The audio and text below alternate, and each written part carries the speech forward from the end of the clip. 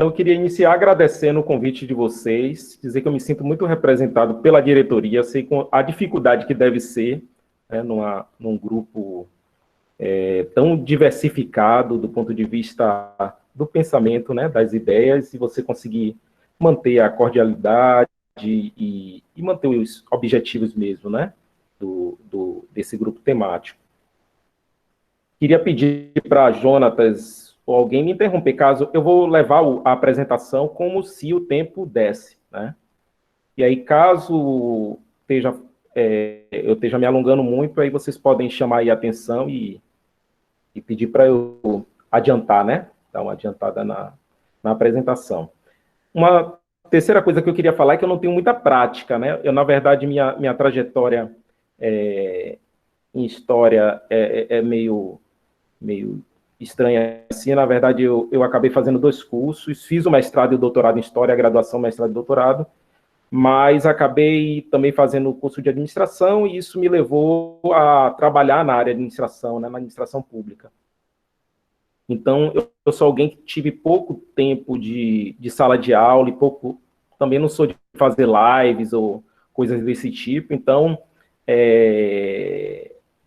de uma certa forma, existe muita dificuldade ainda, né? Eu ainda estou aprendendo. Lá na Conab a gente faz algumas lives com produtores rurais, mas não é com a regularidade tão grande a ponto de eu ter uma facilidade tão grande na apresentação. Mas vamos tentar, né? Pedir a Deus que nos ajude aí. Então, vou apresentar agora.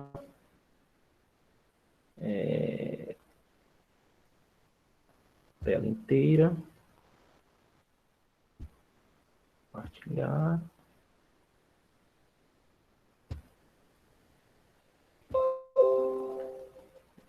Coloquei aqui.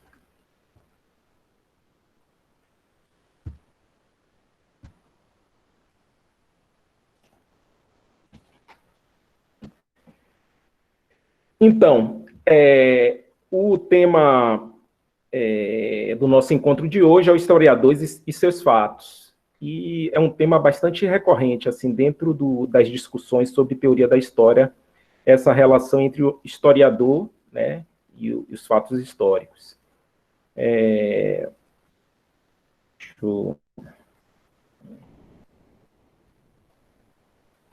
E aí a ideia colocada é que a gente possa refletir sobre essa relação entre o historiador e os fatos a partir do trabalho de Eduardo Carr, né, que é um historiador. Ele nasceu em 1892, morreu em 1982, viveu aí 90 anos, né?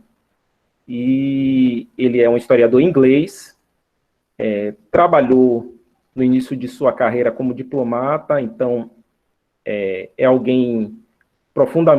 acabou sendo alguém profundamente conhecedor dessas relações internacionais no período, né? Naquele período, digamos que assim, período da Primeira Guerra Mundial, período entre guerras e Segunda Guerra. É alguém que atuou, né, bastante como diplomata. Ele trabalhava no departamento do Ministério das Relações Exteriores, e tinha uma das incumbências, das funções, era essa relação com a União Soviética. Então, é alguém que se dedicou muito conhecendo essas relações e atuando. Ele escreveu obras sobre a União Soviética, né? Tem uma história da Rússia Soviética, um livro dele em 6 volumes. Ele escreveu também Os Exilados Românticos, a Crise dos 20 Anos, de 1919 a 1939, e a obra dele, que é a mais conhecida e tido como a mais importante, que é O que é História. O que é História, na verdade, é um livro que foi publicado em 1961, né, que é um livro publicado que, na verdade, são conferências que ele proferiu na Universidade de Cambridge entre janeiro e março de 1961. São, na verdade, 6 artigos, 6 conferências, sendo que a primeira leva o nome do tema da nossa apresentação aqui, do nosso tema de hoje, certo? E é com base nele que a gente vai estar apresentando aqui. Então, só fazendo uma introdução, como uma forma introdutória, ele está escrevendo aí em 1961, então é um período dentro da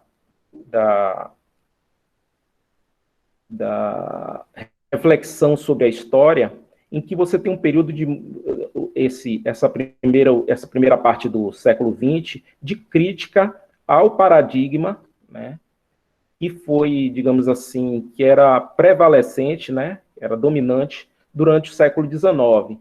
Então você tem aí a Escola dos Análises, né, e o Eduardo Carr fala em 61, um período em que já havia certas críticas tendendo a um certo também relativismo completo, né? Então ele está nesse contexto, tanto de uma crítica já consolidada sobre essa historiografia que iniciada no século XIX, né? E que é tida como positivista, né? Metódica. Voltando aqui, na verdade. Então, aí vamos para o texto dele. Ele inicia o livro dele fazendo essa crítica à historiografia do século XIX. E aí ele vai citar um autor, o Lord Acton, que ele é um historiador britânico também, certo? Da Universidade de Cambridge, e que vai falar sobre... Ele vai escrever um relatório em 1896, então aí período de auge dessa história do século XIX, né, desse paradigma do século XIX, e ele vai falar de escrever uma história definitiva. A ideia da história definitiva é uma característica bem típica, né? É um elemento bem típico dessa historiografia que se produzia no século XIX, que é a ideia de você acumular documentos, acumular fatos, e que somente um dia você conseguiria, enfim, escrever a história definitiva. Por trás dessa ideia de história definitiva está a ideia de um fato histórico verdadeiro, né? Mas que ele só seria alcançável a longo prazo à medida em que você tivesse dominado todos os fatos que aconteceram a partir do acúmulo de documentação. Tem até um autor trazendo um pouco para o Brasil, tem um artigo que eu escrevi agora sobre a Guerra de Canudos, né? E tem um autor, ele é do Instituto Histórico e Geográfico Brasileiro, do IHGB, e o nome dele é Moreira de Azevedo. E aí ele escreveu um texto sobre Canudos, que acabou ele deixando na Biblioteca Nacional. Esse texto nunca foi publicado, e uma das primeiras frases do trabalho dele sobre a Guerra de Canudos talvez seja, ele fala mais ou menos assim, talvez seja muito cedo para... Alguns acham que é muito cedo para escrever a história da Guerra de Canudos. Ele está falando aí em 1898. Então era um contemporâneo, então a ideia de que... Aí ele utiliza um monte de argumentos, né, para tentar justificar a escrita da história da Guerra de Canudos. Ele está escrevendo, dizer que está, na verdade, deixando os fatos verdadeiros para que outros historiadores no futuro possam olhar esses fatos de uma maneira mais distante, né, com maior distanciamento, logo com maior capacidade de se abster, né, da ideologia, das questões políticas daquela época, né? Então ele utiliza bem essa ideia, que é algo muito, muito marcante na historiografia do século XIX. O Lord Acton, ele é um discípulo, uma espécie de discípulo de Ranke, né? Que é um historiador alemão, e ele ficou muito conhecido pela uma famosa frase que ele escreve no livro de 1824, é o primeiro livro dele, o nome do livro é História, se eu não me engano, História dos Povos Latinos e Germânicos, uma das primeiras obras dele. Ele vai falar de que o historiador, a função do historiador é apenas mostrar os fatos como ele realmente se passou. Ele fala isso dentro do contexto. Tem umas frases anteriores que ele, nesse texto dele, em que ele está, na verdade, fazendo uma crítica ao que a gente considera hoje como a história mestra da vida, né? Então, até o próprio Carr, ele vai falar que Rank fez, de forma correta, uma crítica a uma história moralizante. Né? Uma história moralizante é uma história, na verdade, mestra, acaba sendo uma história mestra da vida, que é a ideia de, a partir da análise dos fatos do passado, você conseguir tirar lições, né, para o futuro. Né? Aprender e também não cometer os erros, né, que foram... Então, o Rank, ele fala essa frase nesse contexto, né? Nesse contexto. Existe uma discussão a respeito, na verdade, disso, assim. A tendência das pessoas que querem... Por exemplo, tem um livro do Sérgio Buarque de Holanda, na verdade, ele prefaciou, que é um livro de escritos de Rank, né? Chama Rank, em que ele vai defender, de uma certa forma, dizer que as críticas a Rank não são bem assim e tal, e algumas fazem sentido, como, por exemplo, essa questão da regularidade, né? Que sempre se colocou como se ele fosse de um historicismo muito profundo, a ponto de não pensar na possibilidade de uma história geral, uma história universal e de regularidades. Mas aí o Carr vai falar que na Grã-Bretanha, esta visão da história se adequava perfeitamente à tradição empirista que era a corrente dominante na filosofia britânica. A teoria empírica do conhecimento pressupõe uma separação completa entre sujeito e objeto. Fatos, como impressões sensoriais, impõem-se de fora ao observador e são independentes de sua consciência. A gente sabe da forte tradição empirista que a Inglaterra tem, até no próprio marxismo, né? No caso, Thompson, que é um autor bastante em voga hoje dentro da história, e uma leitura empirista, né, do marxismo feita por Thompson. Então, ele vai dizer que esse empirismo inglês, essa tendência a ideia de que os fatos falariam por si, né, de que a realidade empírica, ela refletiria, né, de forma sem, de uma certa forma, a intervenção do observador, né, que está na base de toda essa historiografia prevalecente no século XIX, que está tanto em Eichton, como em Rank, como nos positivistas e como no empirismo inglês. Ele vai falar, então, que a escola empírica na Inglaterra e também uma certa visão que é própria do senso comum da história, daquelas pessoas que não refletem sobre a história, né? Ele vai dizer que a história, para essas pessoas, consiste num corpo de fatos verificados. Os fatos estão disponíveis para os historiadores nos documentos, nas inscrições e assim por diante, como os peixes na tábua do peixeiro. Ele vai usar essa analogia aí, esse simbolismo, né, da ideia dos peixes. A gente volta a isso no final da apresentação. E o Lord Acton, que vai falar também uma frase que é muito reproduzida, né, nas outras obras, principalmente de crítica a ele, né, tanto a própria frase como adaptações da frase dizendo o oposto do que ele diz, né? Que nossa Waterloo deve ser tal que satisfaça franceses, ingleses, alemães e holandeses. Essa ideia, né, de uma escrita da história, uma narrativa neutra, né? Tem até sobre esse Lord Acton, eu procurei, tem um livro que foi publicado recentemente com textos dele, né? Ensaios, o nome do livro.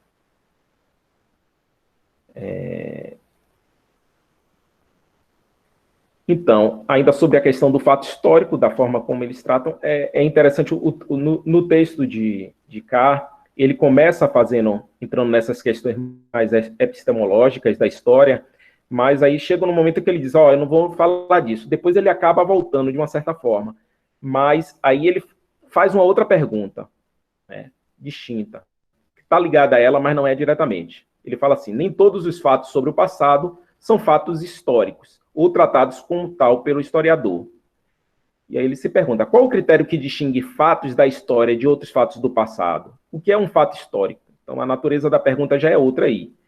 Ele não está entrando nessa questão da relação entre do conhecimento, né, da forma de conhecer propriamente dito, mas está discutindo essa questão de como um fato se transforma em fato histórico. Ele vai falar também, tem uma questão que ele vai falar nessa construção na seleção dos fatos históricos. Ele vai responder, na verdade, que isso aí é uma decisão a priori do historiador, né? Ele vai dizer, é comum dizer-se que os fatos falam por si. Naturalmente, isso não é verdade. Os fatos falam apenas quando o historiador os aborda. É ele quem decide quais os fatos que vêm à cena, em que ordem ou contexto. O historiador é necessariamente um selecionador. Então, eu resolvi selecionar essa frase, porque eu acho que ele traz 3 elementos aí importantes, né? Mata 3 coelhos com uma caixa d'água só. Então, o historiador intervém ao selecionar os fatos, na ordem, ao fazer a concatenação desses fatos, né? E também ao, de uma certa forma, configurar o contexto em que ele vai inserir esses fatos, né? Essa sucessão de fatos, digamos assim, construindo assim a narrativa dele. Aí ele vai falar que os fatos que chegam para nós, ele, tanto do ponto de vista de da historiografia como das próprias fontes, eles, na verdade, são fatos já selecionados, eles são selecionados pelas pessoas, né, que selecionaram antes, mas também pelo próprio historiador. Então, você tem 2 processos aí de seleção, pelo menos. Vai voltar uma crítica ao paradigma do século XIX, né, falando que havia um fetichismo dos fatos e dos documentos, que era essa coisa da acumulação, o que geraria a tendência a se construir ou histórias factuais. No caso, você tem tantos fatos que é necessário que você escolha, né, faça um trabalho muito monográfico, com um foco muito, muito específico. E uma segunda coisa é a impossibilidade que gera, né, essa acumulação para muitos, criando um certo ceticismo, e a ideia de que que não é possível escrever a história na medida em que você se sente desmotivado a escrever história, porque a quantidade de fatos é tão grande que você não consegue, né, dominar aquilo, construir uma narrativa. E ele passa, então, a falar da necessidade de uma filosofia da história.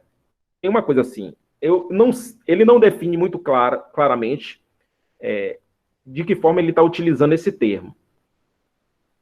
Algumas vezes me pareceu que é no sentido de um sentido para a história, e outras vezes, né, de que a história teria um sentido, de ter uma visão, digamos assim, filosófica por trás, né? E muitas vezes da própria reflexão que é necessária, né? A reflexão sobre a história. E aí ele vai citar 3 autores, ele não chega a se aprofundar neles, não fala de forma muito, muito superficial, mas aqui eu vou trazer alguns elementos que eu acho também que é importante. O primeiro deles é Dilthey, que, de uma certa forma, tem alguns autores, tem aquele autor brasileiro e recente, ele chama, pelo menos eu só vi no texto dele, ele fala de um historicismo realista e de um historicismo relativista, né? Então, Dilthey seria o historicismo realista, que está presente em Rank, né? Que é a ideia de que os fatos, ou a realidade histórica, ela é singular, né? É específica. E não que não haja regularidade, mas que o historiador, é necessário que o historiador dê atenção a essas singularidades, veja os acontecimentos como únicos na história, né? Então, isso, de uma certa forma, é uma você está relativizando a realidade, né? Mas esse historicismo ele só vai se tornar mais maduro com Dilthey, né? E Dilthey vai colocar, digamos, dar historicidade ao próprio historiador. Então, se inicialmente você tem no historicismo realista, você historiciza a realidade, percebendo que cada momento histórico é único. Com Dilthey a reflexão dele vai colocar o próprio historiador como um produto da história, né? Ele está situado historicamente. Então, Dilthey também vai ser um autor extremamente importante na medida em que ele faz ele se dedica a criar uma metodologia específica para as ciências humanas, né? Ele vai refletir sobre isso e tentar construir de uma metodologia diferente das ciências naturais. Deixa eu ver o que mais sobre Dilthey. E Croce, que é um historiador italiano, que é famoso também por uma frase que também é muito recorrente nos trabalhos, que é de que toda história é história contemporânea, ou seja, o historiador, ao estabelecer essa relação com os fatos históricos, ele faz essa ida até o passado, né, com questões que são próprias do tempo dele, né? Então, com questões que são contemporâneas e com conceitos que são contemporâneos. Ele até faz uma ironia com pessoas com alguns historiadores que buscaram não serem anacrônicos, né? E tentar utilizar conceitos que são conceitos... Vocês estão me ouvindo? Então, sim. Ok, certo. Sim. Conceitos que são conceitos... Eu estava com medo de a internet ter caído, de vez em quando ocorre isso. Mas minha apresentação não ocorreu, não. Então, Croce, ele vai falar também a ideia dos conceitos, né? Dos conceitos, o Kai, ele faz uma crítica fala algo meio irônico, desses historiadores que tentam, né, tentam estabelecer conceitos se utilizando de termos que são próprios daquela época em que ele está estudando e que ele não acredita que isso é possível, né? Uma questão muito presente no texto de Kai é essa ideia de que você tem uma interpretação, por exemplo, você pode ter uma interpretação luterana da Reforma, uma interpretação calvinista da Reforma, uma interpretação católica. Toda a narrativa, de uma certa forma, ela tem essa interpretação que é própria dos conceitos que a gente utiliza e das questões que a gente coloca, que são questões do presente, né? E, por último, Colin Wood, que ele utiliza de uma certa forma, ele na verdade, estabelece um diálogo propriamente com o Colin Wood, né? Que é um autor que eu recomendo muito o livro dele, A Ideia de História. Para mim, entre as leituras que eu fiz até hoje de história, para mim é o mais formidável dos historiadores. Eu posso até vir a discordar dele, né? As pessoas falam dele ser um idealista, né? Da importância que ele dá para o pensamento. Mas, assim, é um autor que, assim, você percebe muito dentro dos trabalhos de história essas discussões muito filosóficas e que acaba não indo tanto para questões que se aprofunde nesse trabalho do historiador propriamente, né, no dia a dia, na forma como ele... E eu acho que o Colin Wood faz isso, e faz muito bem. Assim, eu acho ele genial até na escrita. Certo? Então, o Carr vai dizer que o Colin Wood é o único pensador no século atual que fez uma balizada contribuição à filosofia da história. O livro dele é de 1945, chamado A Ideia de História, tem várias edições aqui no Brasil, e é um livro póstumo, na verdade, ele morreu em 1943, então 2 anos depois, e é uma série de artigos, na verdade não é um livro que ele publicou propriamente, né? uma série de artigos dele que fizeram uma espécie de coletânea e publicaram com o nome A Ideia de História. Ele tem uma frase que lembra muito a frase do Croce, né? E ele, de uma certa forma, é bastante influenciado pelo Croce, de que toda história é história do pensamento. O que é que ele quer dizer com isso? É aquela ideia mesmo também, que está também em Dilthey, eu não cheguei a falar aqui, eu acabo esquecendo algumas coisas, eu estou cansado também do trabalho, a gente acaba esquecendo, e também a idade vai fazendo com que a gente já não lembre das coisas tanto como antes. Mas ele vai falar algo que está muito presente em Dilthey, né, que é a ideia de que o trabalho do historiador e de outros cientistas das ciências humanas não é de explicação, né? Ele reserva o termo explicação para as ciências naturais, e vai dizer que o historiador, ele compreende, né? E essa compreensão, na verdade, é você tentar reconstituir em sua mente, né, a mente do historiador, o pensamento do agente histórico, né?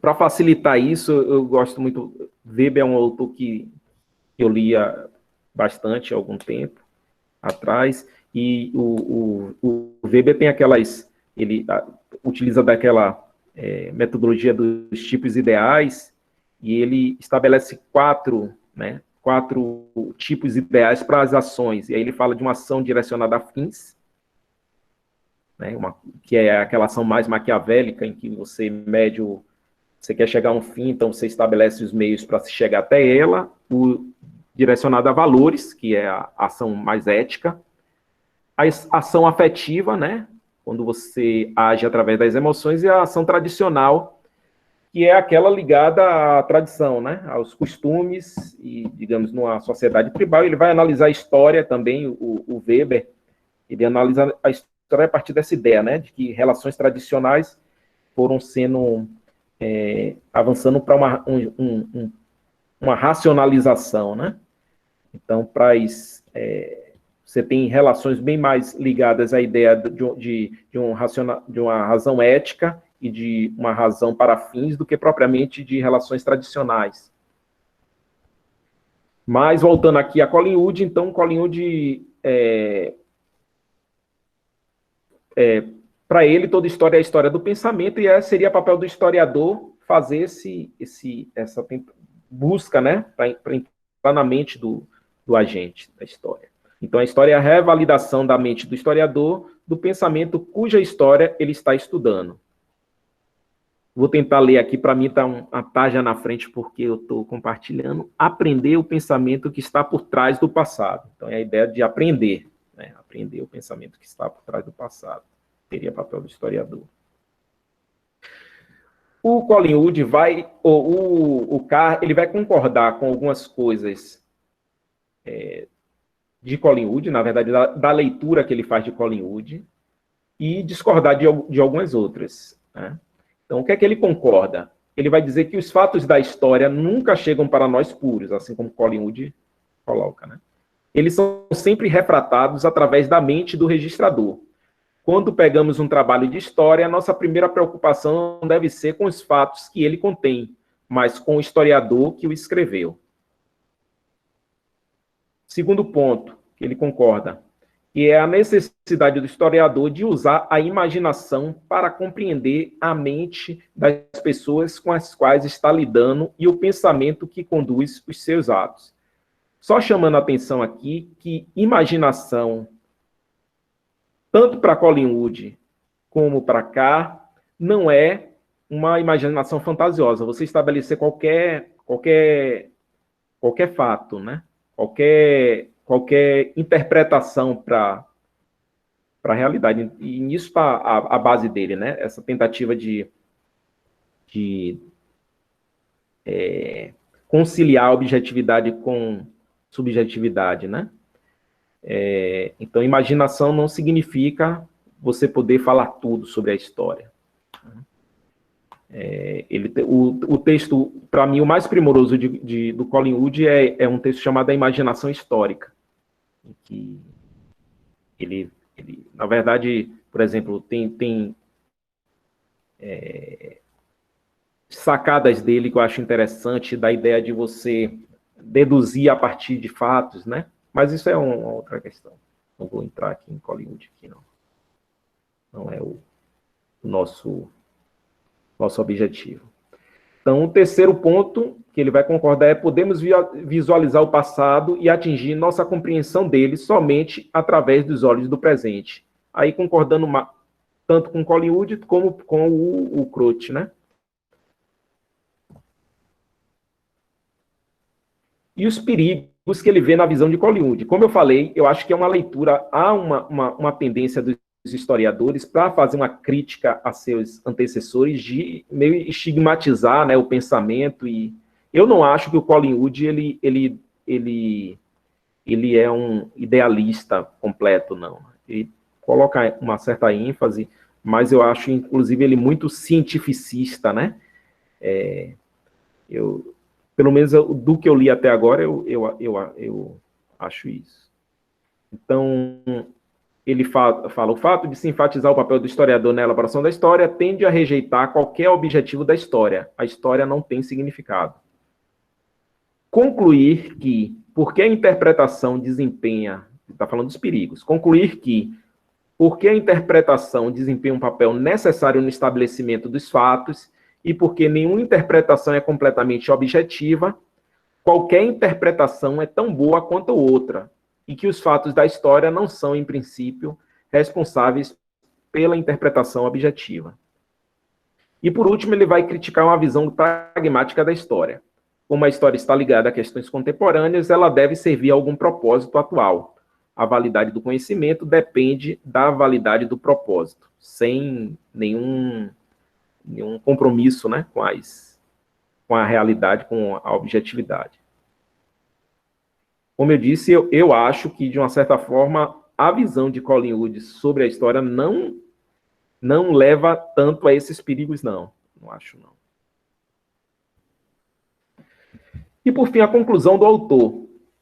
A conclusão dele ele vai tentar exatamente estabelecer uma visão que é uma tentativa de conciliar a objetividade com a subjetividade do historiador. Então, ele vai se perguntar no final: como, então, no meio do século XX, devemos definir o compromisso do historiador com os seus fatos? Aí ele vai dizer: o dever do historiador de respeitar seus fatos não significa que ele possa eliminar a interpretação. A relação entre o historiador e seus fatos é de igualdade e reciprocidade. O historiador começa com uma seleção provisória, a partir da qual a seleção foi feita, tanto pelos outros como por ele mesmo. Enquanto trabalha, tanto a interpretação e a seleção quanto a ordenação dos fatos passam por mudanças sutis e talvez parcialmente inconscientes, através da ação recíproca de uma ou da outra. Portanto, minha primeira resposta à pergunta que é história é que ela se constitui de um processo contínuo de interação entre o historiador e seus fatos, um diálogo interminável entre o presente e o passado.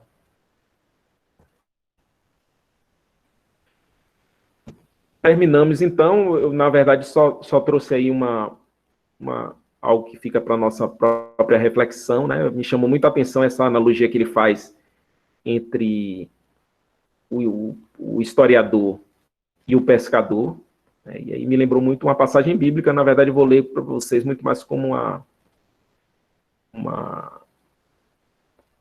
colocação, né? Sem uma reflexão mais profunda. Os fatos não são como ele vai falar, né? Eu acho também que é uma analogia que espelha muito bem a visão do Carr, né, sobre a história e sobre a relação entre o historiador e seus fatos. Os fatos não são como peixes na peixaria. Eles são como peixes nadando livremente no oceano vasto e algumas vezes inacessível. O que o historiador pesca dependerá parcialmente da sorte, mas principalmente da parte do oceano em que ele prefere pescar e do molinete que ele usa, fatores estes que são naturalmente determinados pela qualidade de peixes que ele quer pescar. E em Lucas vai falar, Jesus disse a Simão, avance para águas mais profundas e lance as redes para a pesca. Simão respondeu, mestre, tentamos a noite inteira e não pescamos nada, mas em atenção à tua palavra, vou lançar as redes. Assim fizeram e apanharam tamanha quantidade de peixes que... Não dá para ler aqui. Que se fartaram, né? Encheu o barco. Marcos, então, aperta no ocultar ali, na tua frente. Né? Pronto. E as redes se arrebentavam. Então, é isso. Termino aqui minha fala, minha apresentação. E fazendo votos, né? Que a gente sempre sejam historiadores dedicados, mas que a gente busque sempre, no olhar a realidade, olhar a história, sempre avançar, fazer com que esse olhar seja um olhar para águas mais profundas. Tá bom? Obrigado.